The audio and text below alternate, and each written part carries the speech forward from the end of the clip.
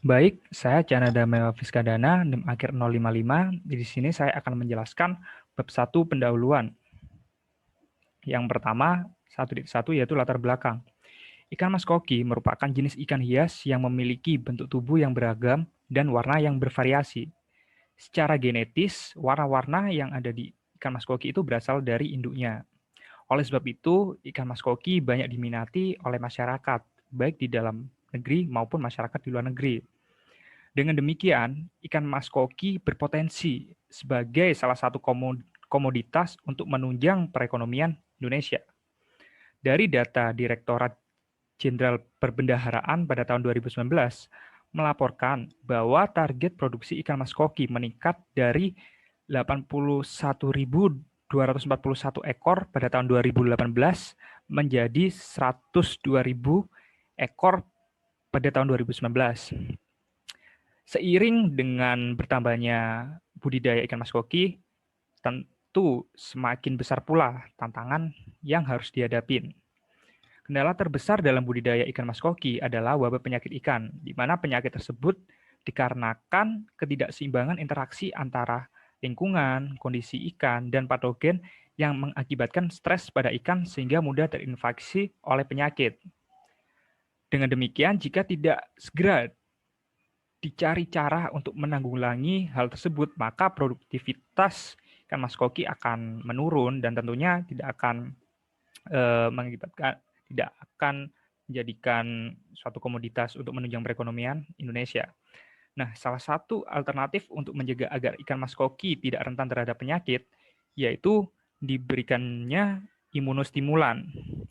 Imunostimulan merupakan senyawa kimia, obat, atau bahan lainnya yang mampu meningkatkan mekanisme respon imunitas ikan.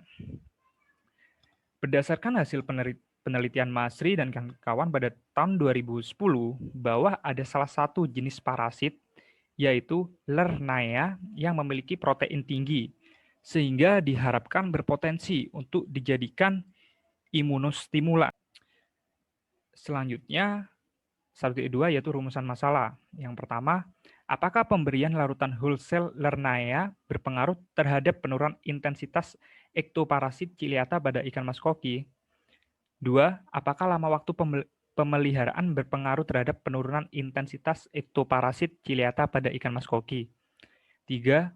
Apakah terdapat interaksi antara pemberian larutan wholesale Lernaea dan lama waktu pemeliharaan terhadap penurunan intensitas ektoparasit ciliata pada ikan mas koki? Selanjutnya, 1.3 yaitu tujuan penelitian. Yang pertama, mengetahui pengaruh larutan wholesale Lernaea terhadap penurunan intensitas ektoparasit ciliata pada ikan mas koki. 2. Mengetahui pengaruh lama waktu pemeliharaan terhadap penurunan intensitas ektoparasit ciliata pada ikan mas koki. 3. Mengetahui pengaruh interaksi antara pemberian larutan wholesale Lernaea dan lama waktu pemeliharaan terhadap penurunan intensitas ektoparasit ciliata pada ikan mas koki.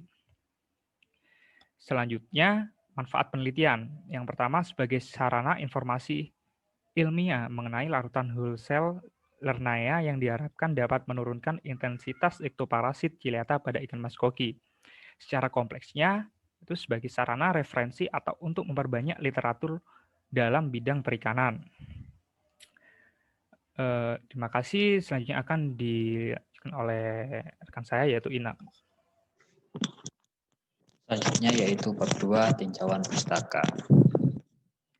Yang pertama ikan mas koki atau nama ilmiahnya Carassius auratus memiliki bentuk tubuh bulat sedikit pendek sehingga terlihat gemuk. Pada bagian sisi tubuhnya terdapat guratan sisi dan umumnya memiliki perangkat sirip yang lengkap yaitu sirip punggung, sirip dada, sirip bagian perut, sirip anus, dan sirip ekor. Menurut Supriyono dan kawan-kawan, ikan mas koki mampu memijah sepanjang tahun. Ikan mas koki mampu hidup di air jernih maupun kotor dengan syarat oksigen terlalu dalam air masih di atas ambang standar kualitas air untuk pemeliharaan. Selanjutnya ektoparasit ciliata. Ektoparasit sendiri merupakan parasit yang hidup di luar tubuh inang seperti fisiknya, kulitnya inang, dan insang. Ektoparasit menyebabkan kerusakan organ luar, insang, dan kulit. Ektoparasit yang sering ditemukan menginvestasi ikan mas koki adalah protozoa. Dan protozoa yang sering diidentifikasi oleh akuaris adalah dari kelas Ciliata. Dalam jumlah besar, ektoparasit Ciliata akan menjadi sangat patogen bagi lingkungan di sekitarnya. Selanjutnya, Wolosel lirnae. Lirnae merupakan parasit yang dapat dilihat dengan kasat mata dan menyerang ikan air tawar. Lirnae yang ditemukan banyak menginvestasi ikan adalah betina dewasa dengan panjang 25 mm. Lirnae adalah parasit yang memiliki protein dengan berat molekul yang tinggi dan memiliki protein yang lebih dari 19,8 kilodalton. Menurut Abbas dan kawan-kawan, protein yang memiliki berat lebih dari 10 kilodalton merupakan protein yang memiliki sifat imunogenik dan berpotensi digunakan sebagai imunostimulan. Yang keempat yaitu rancangan acak faktorial. Rancangan acak lengkap faktorial. Rancangan acak lengkap sendiri merupakan jenis rancangan percobaan di mana perlakuan diberikan secara acak kepada seluruh unit percobaan. Hal ini dapat dilakukan karena lingkungan tempat percobaan diadakan relatif homogen atau sama. Sedangkan rancangan acak lengkap faktorial merupakan rancangan acak lengkap yang terdiri dari 2 atau lebih peubah bebas atau faktor, dan faktor-faktor tersebut diduga saling berinteraksi. Saling berinteraksi yang dimaksudkan adalah bahwa pengaruh suatu faktor tergantung dari taraf faktor yang lain. Jika faktor saling berinteraksi, maka taraf-taraf suatu faktor akan saling berpotongan dengan taraf-taraf faktor lainnya. Sedangkan bila taraf faktor saling sejajar, maka antar masing-masing faktor tidak terjadi interaksi. Selanjutnya yaitu uji normalitas. Uji normalitas merupakan uji yang dilakukan dengan tujuan untuk menilai sebaran data pada sebuah kelompok data atau variabel. Apakah sebaran data tersebut berdiri normal ataukah tidak. Salah satu contoh dari pengujian normalitas yaitu menggunakan uji Kolmogorov-Smirnov. Konsep dasar dari uji Kolmogorov-Smirnov adalah dengan membandingkan distribusi data yang akan diuji normalitasnya dengan distribusi normal baku. Penerapan pada uji Kolmogorov-Smirnov adalah bahwa jika signifikansi di bawah 0,05, berarti data yang akan diuji mempunyai perbedaan yang signifikan dengan data normal baku. Dan begitu pula sebaliknya. Yang keenam yaitu uji homogenitas. Uji homogenitas bertujuan untuk meyakinkan bahwa sekumpulan data yang akan diukur memang berasal dari populasi yang homogen atau sama. Salah satu contoh yang paling sering digunakan untuk melakukan uji homogenitas adalah dengan menggunakan uji Levin. Menurut Starkweather, uji Levin memiliki tujuan untuk mengetahui perbedaan dari dua kelompok data dengan varians yang berbeda. Nilai signifikansi yang lebih dari 0,05 menandakan bahwa kelompok data berasal dari populasi dengan varian yang sama atau homogen. Dan begitu pula sebaliknya. Selanjutnya, bab 3, metode penelitian. Yang pertama, data dan sumber data. Data yang digunakan dalam penelitian ini adalah data sekunder yang diperoleh dari skripsi di Universitas Airlangga, di mana penelitian dilakukan di Laboratorium Anatomi dan Budidaya Fakultas Perikanan dan Kelautan Universitas Airlangga pada bulan Oktober 2019 sampai Januari 2020. Selanjutnya, sampling, populasi sasaran.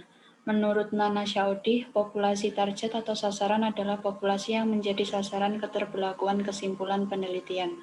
Populasi sasaran dalam penelitian ini yaitu ikan mas koki yang berukuran 7-9 cm, berdasarkan SNI masih disebut sangkal atau berumur 90 hari sebanyak 300 ekor.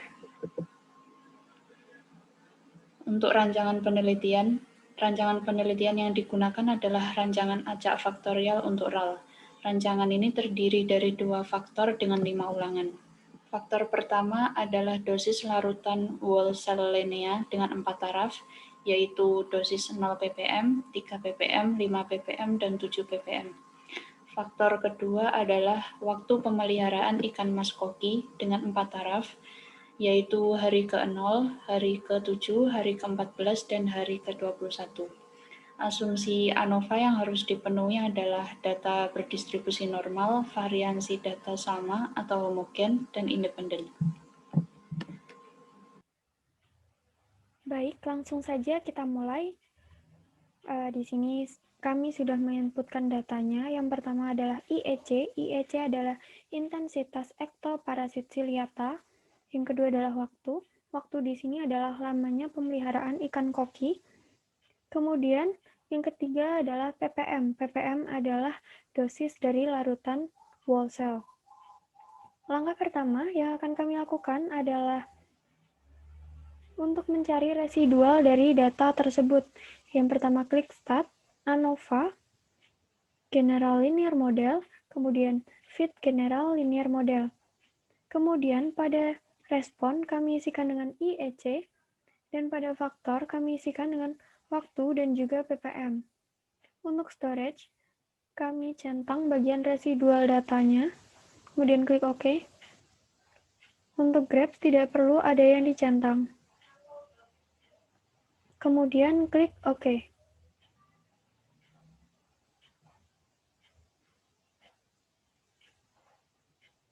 Dan di sini sudah tampil residual dari data tersebut. Kemudian langkah selanjutnya adalah menguji apakah data tersebut homogen atau tidak dengan cara klik Start, ANOVA, Test for Equal Variance, kemudian respon kami isikan dengan resi 1. Untuk faktor kami isi dengan waktu dan juga ppm, kemudian klik OK. Di sini kami dapatkan nilai p-value pada Levin test sebesar 0,013 yang dimana nilai tersebut lebih kecil dari nilai alfa 0,05 sehingga dapat diambil keputusan bahwa H0 ditolak sehingga keputusannya atau kesimpulannya adalah data tersebut heterogen. Kemudian langkah selanjutnya yaitu kami akan transformasikan datanya pada C5 dengan cara klik kalkulator, kemudian isikan transform pada store result in variable dan expression-nya yaitu learn dari IEC, kemudian klik OK. Dan di sini sudah tampil nilai transformasinya. Langkah selanjutnya adalah kami akan mencari residual dari data yang terbaru, yaitu dari hasil transform. Caranya tetap sama, yaitu klik Start, kemudian ANOVA, General Linear Model, dan Fit General Linear Model. Pada respon yang semula IEC, kami ganti dengan transform. Dan faktor di sini adalah waktu dan juga ppm. Pada storage, tetap kami centang bagian residual datanya. Kemudian klik OK.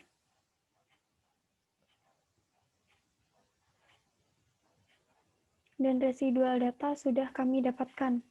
Langkah selanjutnya yaitu untuk menguji apakah data sudah homogen atau masih tetap heterogen dengan cara klik Start, ANOVA, Test for Equal Variance.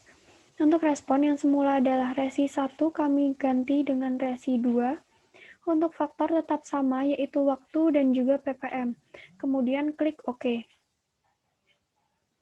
Dan di sini kami sudah dapatkan nilai p-value dari Levin test, yaitu 0,240, yang dimana nilainya sudah lebih besar daripada alfa 0,05, sehingga dapat kami peroleh kesimpulan bahwa datanya sudah homogen. Selanjutnya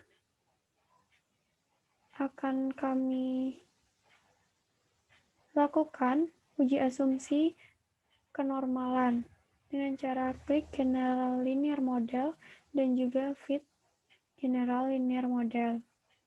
Untuk respon kami ganti dengan transform dan faktor kami dengan waktu dan juga ppm. Untuk storage tidak perlu ada yang dicentang. Kemudian klik OK, dan untuk graphs, kami centang bagian normal probability plot of residual untuk menguji apakah data tersebut sudah berdistribusi normal atau tidak. Kemudian kami centang juga bagian residual versus fits.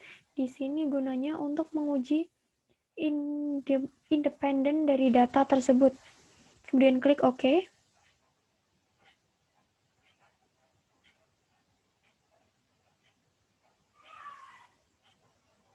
Dan kami dapatkan dua grafik.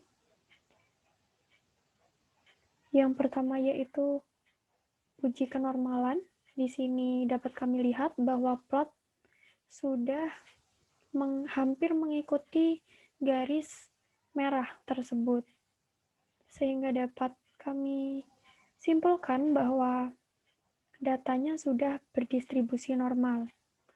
Kemudian untuk uji independen dari data, di sini kami dapatkan plot yang menyebar di atas dan di bawah dan tidak beraturan. Di sini dapat disimpulkan juga bahwa data sudah independen. Untuk selanjutnya, kami akan lakukan uji interaksi dengan menggunakan SPSS. Langkah pertama yaitu Analyze, General Linear Model, Univariate, Dependent Variable kami masukkan Transform, dan Fixed Factor kami masukkan waktu dan juga ppm.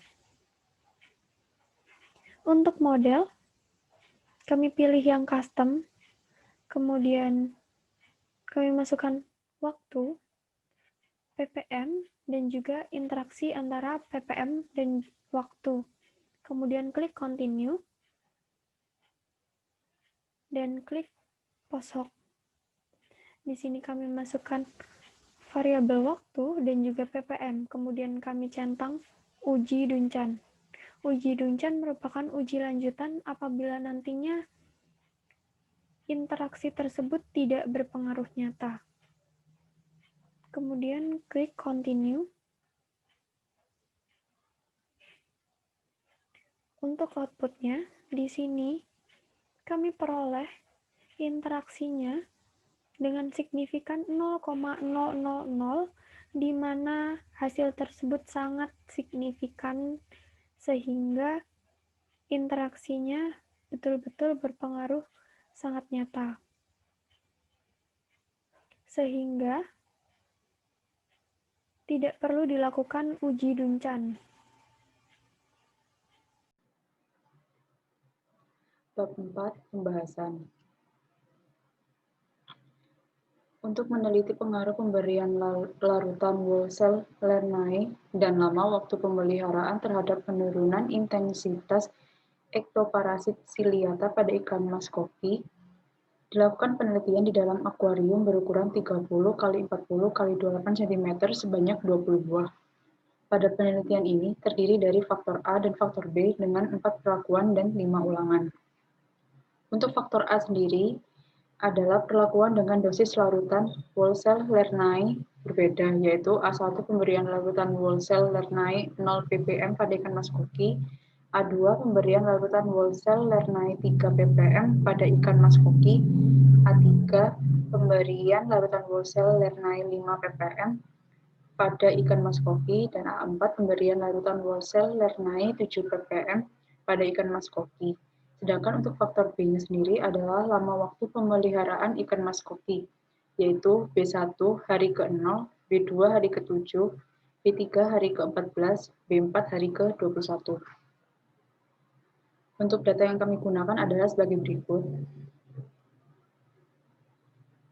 Uji yang pertama yaitu uji homogenitas. Metode pengujian untuk mengetahui homogenitas varians pada data penelitian ini dilakukan dengan bantuan software militer dengan nilai alfa sebesar 0,05. Dengan hipotesisnya yaitu H0 varians data homogen dan H1 varians data heterogen. Berdasarkan hasil berikut, diperoleh nilai p-value dari Levin test yaitu 0,013, yang berarti telah H0, sehingga kesimpulannya adalah varians data heterogen.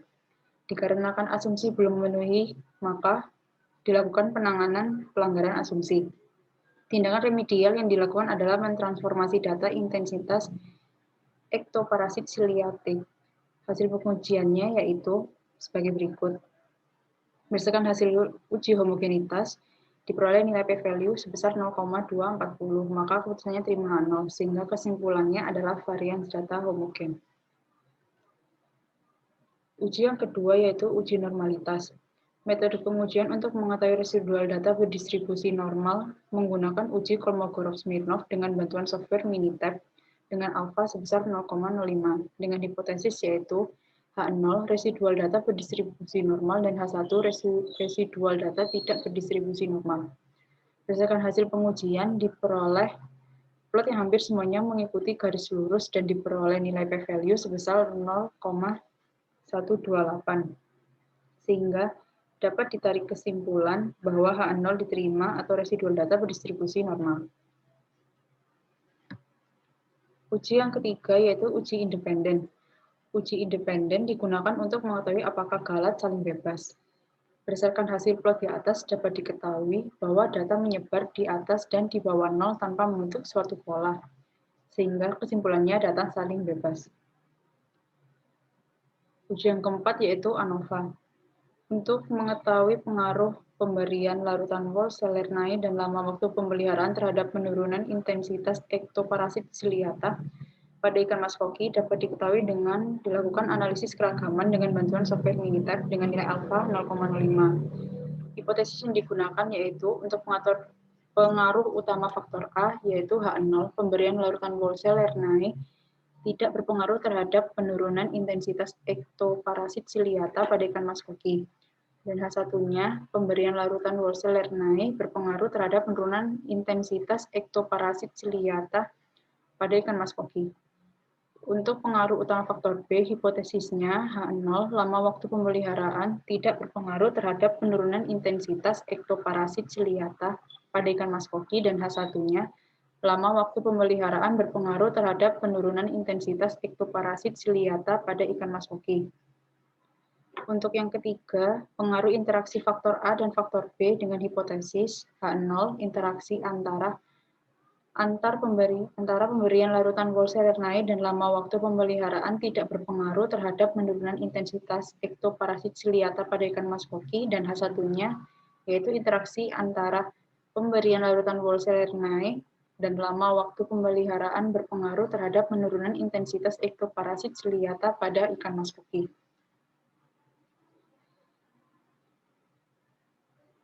Hasil pengujiannya diperoleh tabel ANOVA sebagai berikut. Berdasarkan hasil pengujian didapat nilai p-value sebesar 0,000 pada faktor pemberian larutan Wolff-Salernitz, lama waktu pemeliharaan, dan interaksi antara kedua faktor tersebut. Nilai p-value kurang dari alfa, maka keputusannya adalah telah H0, sehingga dapat ditarik kesimpulan bahwa pemberian larutan Wolff-Salernitz berpengaruh terhadap penurunan intensitas ektoparasit ciliata pada ikan mas koki lama. Selanjutnya yaitu lama waktu pemeliharaan berpengaruh terhadap penurunan intensitas ektoparasit ciliata pada ikan mas koki, dan interaksi antara pemberian larutan Wolff-Salernitz dan lama waktu pemeliharaan berpengaruh terhadap penurunan intensitas ektoparasit ciliata pada ikan mas koki. Uji lanjutan Duncan. Uji lanjutan Duncan digunakan untuk mengetahui pengaruh sederhana dari masing-masing faktor yang diujikan. Uji Duncan dapat dilakukan dengan software SPSS. Uji Duncan digunakan jika hasil interaksi dari faktor tidak berpengaruh nyata dalam penelitian. Namun dalam penelitian ini didapat hasil interaksi antara pemberian larutan Wolff-Salernitz dan lama waktu pemeliharaan berpengaruh terhadap penurunan intensitas ektoparasit ciliata pada ikan mas koki. Apabila interaksi berpengaruh nyata, maka faktor pemberian larutan Wolff-Salernitz dan lama waktu pemeliharaan tidak dapat diinterpretasikan, sehingga uji Duncan tidak perlu diujikan. Bab 5, penutup. Yang pertama, kesimpulan. Berdasarkan hasil analisis, dapat diperoleh kesimpulan sebagai berikut. Pertama, pemberian larutan Wolseller naik berpengaruh terhadap penurunan intensitas ektoparasit ciliata pada ikan mas koki.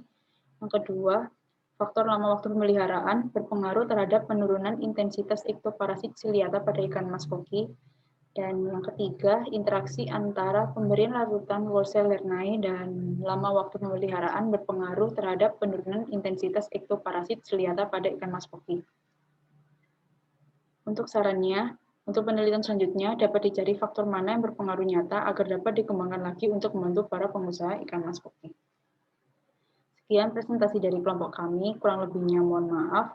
Wassalamualaikum warahmatullahi wabarakatuh.